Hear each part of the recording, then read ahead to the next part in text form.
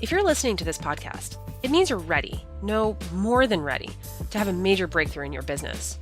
You're hungry for change and you're hungry for growth, and that's why you're feeding your mind right now with all this valuable information.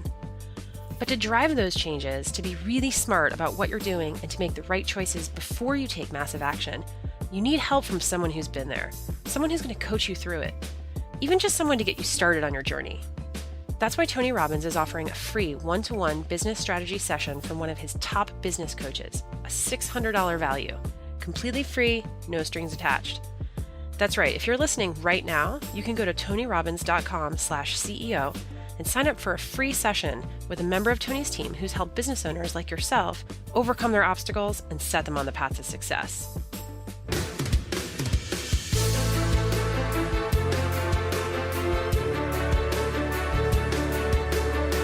Hey guys, welcome back to the Tony Robbins podcast.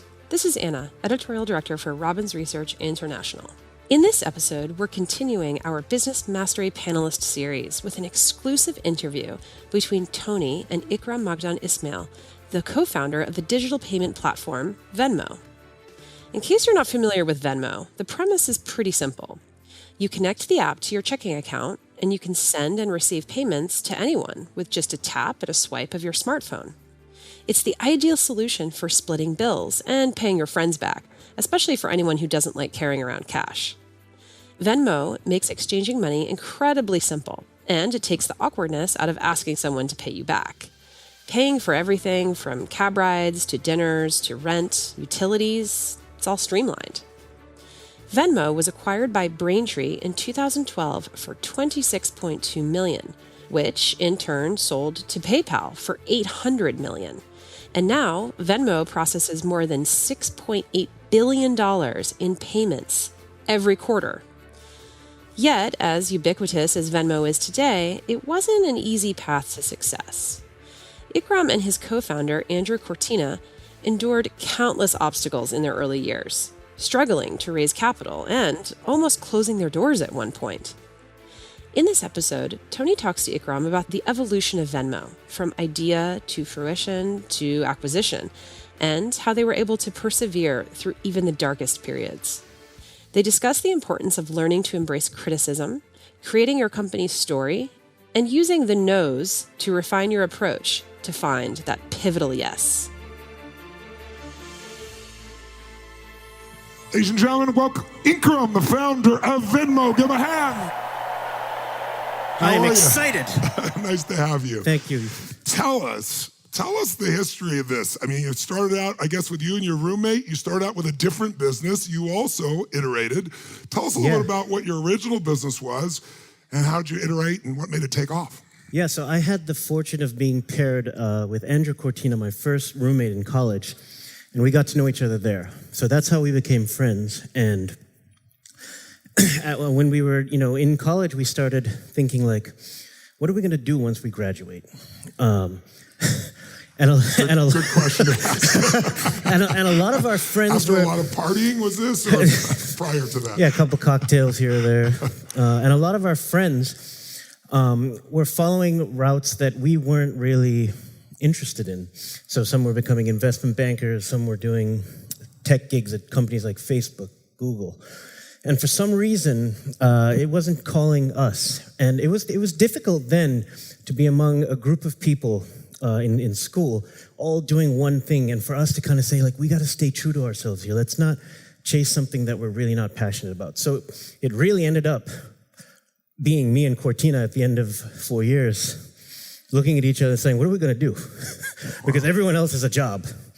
So we graduated, and what we started doing was let's find ways for us to make ends meet while we figure out what we're really passionate about. Yeah. Because we weren't ready to join an investment bank or a tech company as an engineer. I was an engineer by trade, and he was a philosophy student. So we went around door to door in Philadelphia, knocking at restaurants, and we said to restaurant owners, can we make you a website for free food?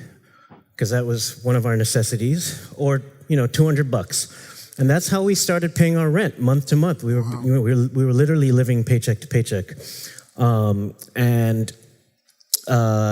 eventually we were like, okay, no one wants to give us free food, and it's really, really tough to convince a website to spend $200 on a website, so we got to find something else. And that led to the next thing, and it was Cortina and I just getting to know each other in different capacities. And eventually, fast forward 5 years, after the two of us had started a few companies together, some that didn't pan out, some that did, we ended up living apart. I was in Philadelphia, he was in New York City, and one weekend I left my apartment and I got on a Bolt bus, and I was late as usual. So I ran out the door without my wallet. And I'm sure we all do this. We have our phones attached to us all the time. So I had a BlackBerry at the time, and so did Cortina. Somehow I kept my wallet. I left my wallet in the apartment, ran out, caught the bus, but I had my phone. And then I'm thinking like, oh man, Cortina's gonna have to cover the entire weekend in New York City, which is not cheap.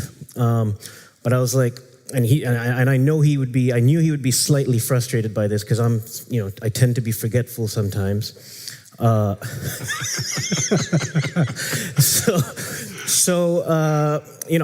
get to New York, and I didn't tell him, I didn't text him on the way saying, hey, by the way, you're gonna have to cover my bill. I got there, and I was like, hey, Cortina. You waited for a personal presentation about that. Exactly. Hey, Cortina, look, I left my wallet in Philly, you mind covering me? And he was already in credit card debt. And he's like, all right, now I got to take Ikram for the weekend. Fine, we were good friends, so it was all good. And we went out Friday night, we went out Saturday night, and I'm standing there, not paying for anything, and Cortina's just swiping his card and kind of giving me this quirky grin every time he would swipe. And I'm thinking, man, this is a little awkward, but he's my best friend, so we're cool. But I think everyone has a limit.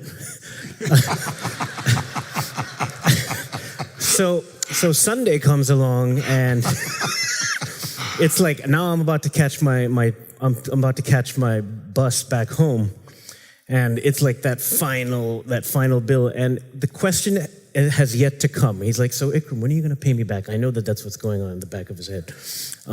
And look, normally, and even nowadays when we hang out, since we are fortunate enough to take care of each other from time to time, we're not that pressed for it. But at the time, we were 27 years old, and we'd been working startups all our life. So his tension was not towards me; it was towards, and really he wanted to be able to cover me because we were good friends. His tension was, I just need my money. Yeah. So then the bill came, and there was this kind of awkward silence between the two of us. The waiter puts the check down on the table, and I look at Cortina. He knows what I'm thinking, and he's like, he pulls the credit card out, puts it down, and I'm like, thanks, man. And we hand it to the waiter. Waiter comes back, and we have this tense, amazing silence. Sometimes in these tense situations come the best of ideas. Or the best of outcomes. And we both, as soon as the check came back to the table, Cortina and I looked at each other and he said, oh, what if I could have just sent you the money for this restaurant bill with my BlackBerry? And that was it. And we kind of said it at the exact same time. And then we extended it further and we said, wait, if we could send each other money, what if we could use our phones to pay back the restaurant? And now we don't have to take our wallet wherever we go. And that was the moment Venmo was born for us. It was a need that the two of us had. There was a little bit of tension, and we were kind of anxious, which was pushing us to find a solution that would keep us together as friends. And we're going to remain friends to the grave, but it was like there was a moment there, and we brought Venmo out of it. So that's how it started. Pretty amazing. Tell me, give a hand for that for stars, for sure. What, the social aspect of Venmo, tell me how that evolved, because is that more, there's many ways to transfer money, but there's Google and Xerox and Facebook. There are certain people, like Google it, Venmo, like just Venmo me has become the phrase, especially amongst millennials. Tell me a little bit, I want to know both about the name out of curiosity, but first I want to hear about the social side, because as a non-millennial, to me, it's like horrifying to think someone's going to publish all their financial components and share it, and yet for a different generation, it's a very different experience. Tell me about the social, how you came across it, and is it really the glue that separates you? Tell me about your personal views of that. He just teed me up for a hole-in-one. Good. So there's a man back there, Matt DiPasquale, okay, and one of the things I have to say is, when we were starting Venmo, had no idea of what was taking place here, the energy, the incredible amounts of creativity and excitement and positivity. Our third engineer, among the first 5, joined our team, and one of the things that he drilled into us was success leaves clues. Yes. And this was a line that was inspired by you. Yes. So... Actually, my teacher, Jim Robbin. And that's what actually stemmed, that was the origination of the discussion around how can we leverage what's already taking place in today's time. Yes. Because before Venmo, there was PayPal. Yes, exactly. And before PayPal, there was cash. And maybe some in-betweens. There still is cash. They're probably always building. Now in the future, we've got Bitcoin. But so we actually leveraged that principle, success leaves clues, and it allowed us to have a conversation around what are the popular apps today doing that are causing a new kind of social dynamic. And we started looking at things like, so instead of looking at apps like PayPal or Bank of America or Chase or QuickPay, we were looking at apps that our friends were using. So Instagram, Instagram wasn't even around, but Facebook, yes. Twitter, yes. Those were the apps that we were studying. And we were saying to ourselves, like, what's the difference between sharing something on Venmo and sharing something on Twitter or Facebook? The only real difference is when you post something on Facebook, you don't include a dollar amount. Okay, so let's learn from that. What if we made it so that when you made a payment on Venmo, you don't share the dollar amount, but you could leave a quirky, fun little note about what you did, because you're using Venmo when you're out with your friends anyway, and this is a way to catalog a memory that you can look back on in life. The other day, there was a record producer talking to me about how they made this hit, this Billboard Top 10 called Caroline, and he was telling me a story about how he would go back to his Venmo feed just as they were, looking at things, like as they were buying things to get the song up and running. So the microphone, they look back and they say, this is when we bought the microphone, and this is what we said at the time. Wow, history. The In-N-Out burger, that's where they were eating, and you get this record of your life, and it's very much like Twitter or Facebook, except we don't share the dollar amount. So. And how long did it take before it took off? Give us a little bit of the history from the time you began, how long before it really took off, and tell us where the name come from. Was it designed specifically for a purpose? So the name is a combination of vendor mobile, Venmo. Okay. And initially we had this idea, we had the notion of, food trucks and places could also accept Venmo. Yes. So that's how we got the name. It was available on GoDaddy for...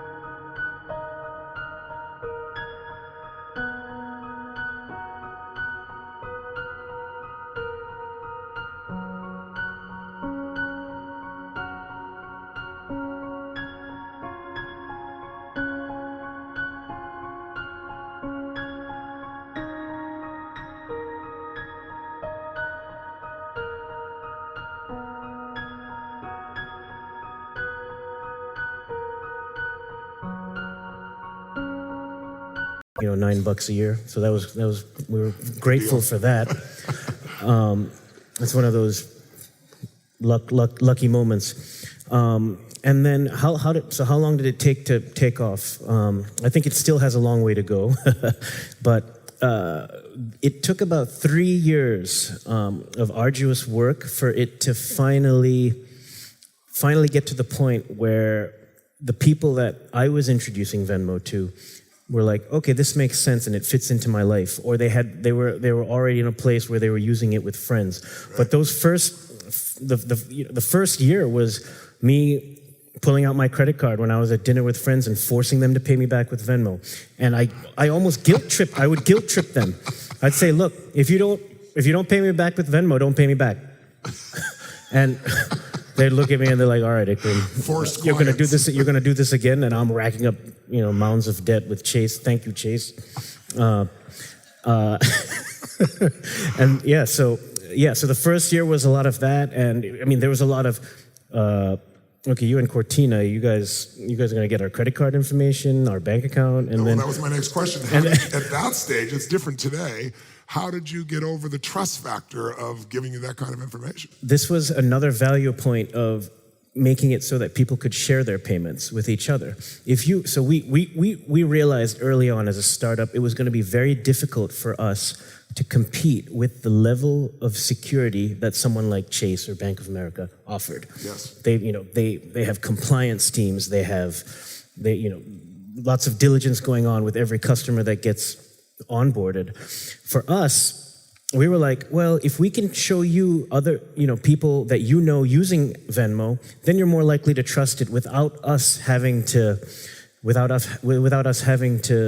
have full compliance in place. So when you open the app and you see a feed of your friends using Venmo, and you're like, hey, find your friends. These are the people that you could use Venmo with when you go out and about. You're like, oh yeah, you know what? If Joe is using Venmo and Joe's my friend, I guess he trusts it. I trust it too. Interesting. Wow.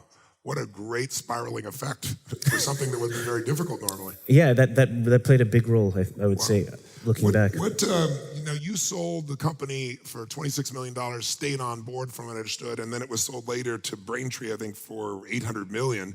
Tell me, you stayed on for what period? What made you decide to sell? Tell us a little bit about that, because that's a tough thing for entrepreneurs. Yeah. And how many years into it was it? Okay, so our first acquisition with Braintree was about 3.5 years into us having the first version of Venmo, and that was how big were you at that time? Like how much were you? How many members did you have? So we had 5,000 active users and 25,000 users, which is, to me, the fact that Braintree came in and took us on is I'm forever grateful for. But the story goes like this, and it was probably one of the darkest times that I've ever encountered and Venmo encountered, because when we were 3 months before Venmo got acquired by Braintree, we realized that we were spending exponentially compared to any sort of revenue that we were creating.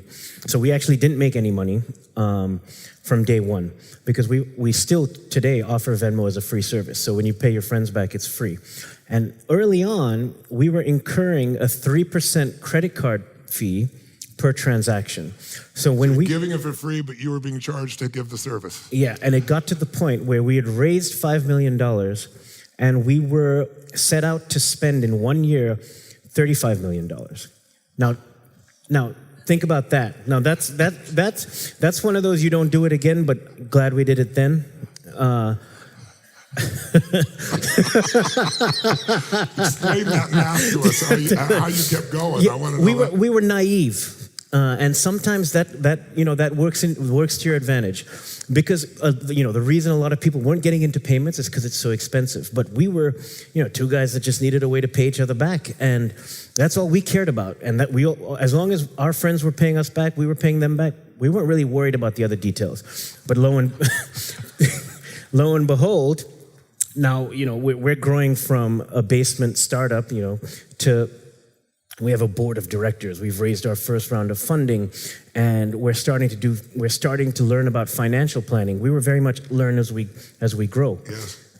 And we start looking at the numbers, and there was a 2-month period where all of a sudden Venmo, the amount of volume that was flowing through Venmo started increasing exponentially. And we only caught it 6 months after we had raised our Series A round of financing. Yes. And I remember very vividly being in a board meeting with me, Cortina, and 3 other people, Samir Gandhi from Excel, and Ian Sigalo, and Eric Weissen from RRE. And we said, look, we really need you to re-up your investment because we think Venmo is still going to be a big smash, but unfortunately we have some cost structures to fix. Now, I've learned the second time around how to back that up, because the first time we were a little nervous. We didn't really know we could fix it.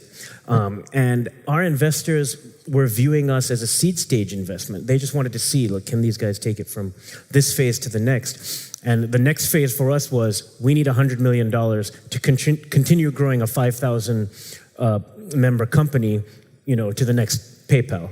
And that story, if you imagine us telling that story then, 6 months after raising our first $5 million, we weren't that convincing, because they were like, well, how did you not see this in the first place? Well, we erupted, we didn't know.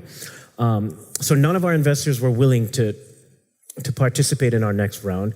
That said, we were all trying to figure it out together. It was more like, hey, can we find another solution? And in this period, Cortina and I were having conversations like, okay, we're not going to be able to make next month's payroll.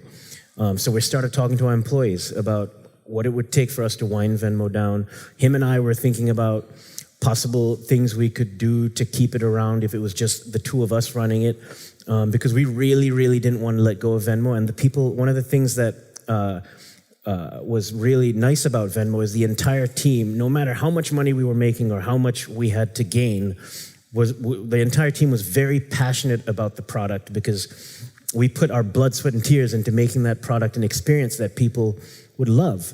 And 2 weeks before, so I had a meeting like this in front of not this many people, but 25 people, and I sat down and I said, it must be much tougher with this many.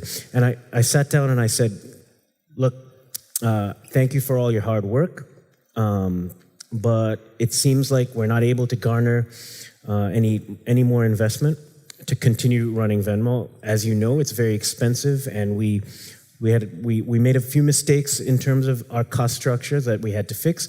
And, hopefully we all learned something together. Let's take all this energy and build something great next time around. That was the conversation we have. And now everyone at the company is, looking for another job, or we're trying to help people figure out what comes next. And by the grace of Spirit, God, whatever, good energy and positive vibes, this guy, Bill Reddy, called us up and said, and it was an introduction from one of our board members, Samir Gandhi, and said, hey, what are you guys up to with this Venmo thing? And he was the CEO of a very profitable company called Braintree that was not a consumer-facing product. It was a B2B product. And he was looking for a young consumer team to come and spice things up a little bit for them. And he called us up and he said, hey, we really like what you're doing with Venmo. Can we fly you out to talk about it? And we didn't really know then that this was would lead to any sort of acquisition. And this is something that I remind myself, of every day. You never know what sign you're going to get. But if you feel something and it feels great, follow it. The way Bill talked to us was he was very passionate about what we were doing. We talked to Groupon. Groupon offered Venmo $3 million, and we'd raised $5 million. Facebook interviewed our entire team, decided to pass. MasterCard was interested, but there was going to be a year-long diligence, and we're like, a year? And Bill Reddy flew us into Chicago. We were in a room with 6 or 7 people, and in the middle of it, Bill said, we were talking about, can we partner with you? Can you fund us for another 6 months while we, figure out this cost structure? You can own a piece of Venmo, and then let's make a partnership. And Bill goes, well, what if we just did an acquisition? And I was the one that answered that, and I said, yeah, let's do it. Yeah, when you're 2 weeks to closing your doors. Yeah, baby. And he said, how much? I said 26.6 million. That was it. And he said, I'm in. And that's how it went down. Like, I hope Bill's watching. Thank you, man. And we're brothers now. And it's like that, you know, the purest, I mean, just for an idea, every investor that we pitched Venmo to said no, but one said yes. And we kept pitching. You know, for me, one of the things that I studied in school was theater. And what you learn when you're in theater class is how to accept criticism. And if you can accept criticism, you can build upon that. So all the no's that investors were giving us were just our ways of refining the pitch so that we could eventually find that one yes. It was practice. And then the person that said yes is the one that introduced us to Bill Reddy, who's the one that said yes again. And he was the only person that was interested in acquiring Venmo that said yes. But we would fight for those yeses, and when we got them, we took them. So. And you learned when they said no, you looked at why. It sounds like to dig underneath. Yeah, what's missing from the story here? Yes. And then you go back to the drawing board. You figure out how to reshape the story, and you keep. You know, there are 8 billion people. Wow.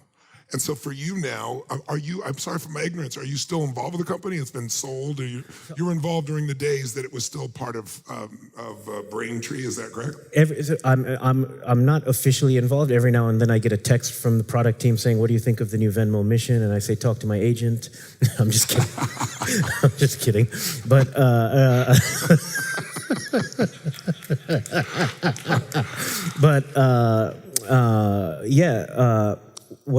what I'm doing now is I'm a cheerleader. I hope Venmo is here as long as I'm and beyond. So that's beautiful. Let's have a big hang for Ikram. The Tony Robbins podcast is directed and hosted by Tony Robbins. Anna York is our editorial director and occasional host. Our executive producer is Carrie Song. Jamie Carvajal and Adriel De La Torre are our digital editors. Special thanks to Mary Buckheit and Diane Adcock for their creative review.